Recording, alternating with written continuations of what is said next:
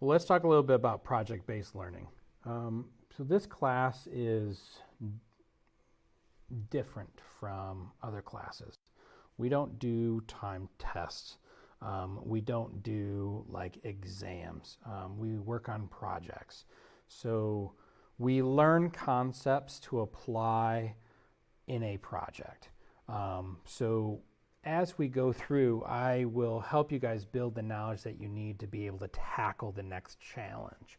Okay, so I design these challenges where they build off of each other. So you have to be successful on the previous challenge to be successful in the next one. And if you are trying to sneak by and not, listen to everything that I'm saying, you're not really watching the videos or any of that stuff, you're going to end up finding that you're lacking on that previous project, and you're going to have this learning gap that's just going to get worse, okay? So what my expectations are for you in a project-based classroom is that you guys need to be going through the material. So as we are having a discussion in class, that is not the time that you guys are going to be pulling out your phones and looking at your messages, okay? It's that you guys are going to be physically present.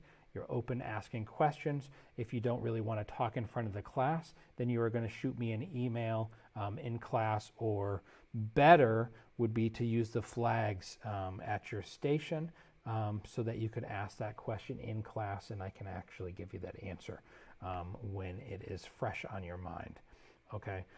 The other thing is that when you guys are working on the projects, these projects are not designed for you to be able to do in 10 minutes. Okay.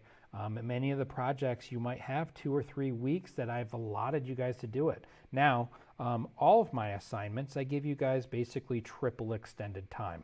If I give you something that I expect for you to be able to do in a week, just using the class time for it, then I give you a 3-week window to be able to turn it in. Why do I do that? That's so that you could turn in the assignment before the end of the window. It should be towards the start of the window.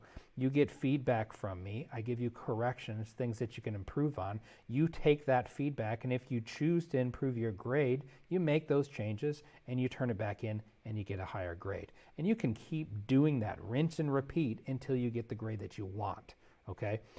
Sometimes, though, I end up having students that they see this window, this 3-week window, and they don't do anything until the day before, and they're like, yep, okay, I want to work on it.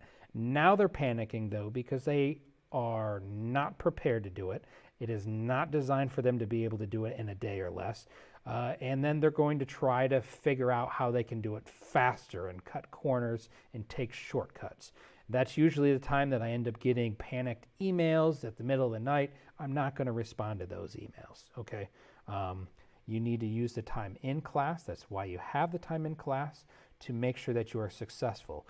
Use your flags if you don't understand the resources. Now, that is project-based learning, okay? There is a challenge that you have to overcome. Studies have shown that when you guys are struggling in a topic that you're trying to learn, that when you persevere and show persistence, then you will actually learn it better than if I just vomit out of the mouth for you. And if you're just taking notes on everything that I say. If you are being an active learner in what we're talking about, what we're discussing, what you're working on, you are going to learn this better than any other class, okay? So that's what project-based learning is. I'm excited for you guys to experience it with me. I'm excited to learn from you guys as much as you guys can learn from me. All right, good luck. Have fun.